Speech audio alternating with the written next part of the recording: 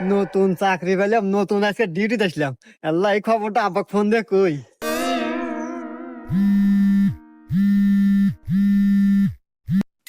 হ্যাঁ বাজান। হ্যালো আব্বা। আব্বা, আমি নতুন চাকরি পাচ্ছি, পুলিশের চাকরি পাচ্ছি। কই? তুই কি করিস বাজান? তুই পুলিশের চাকরি পাচ্ছু? হ্যাঁ, আমার শুনে আত্মাটা জুড়ে গেল বাজান। আমার কত স্বপ্ন ছিল তুই একটা চাকরি করবি, সরকারি চাকরি করবি। যাক বাজান, আমি খুব খুশি হয়েছি বাজান তুই চাকরি পাচ্ছু। আব্বা, ওই আমাদের বাড়ির পাশে যে টয়লেট মোড় আছে না, রাস্তা, এই রাস্তায় আজকে আমি ডিউটি করতেছি, তুমি আসো দেখা হয়ে যাও। বাজান আমি এই সময় কিভাবে যাবো আমি বুঝতেছি না তো।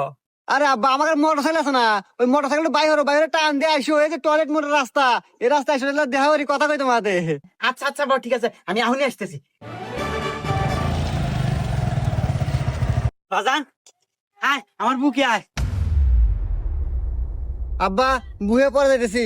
তুমি মোটর সাইকেল নিয়ে পারাইছো, তোমার মাথায় হেলমেট নাই, 500 টাকা জরিমানা দাও।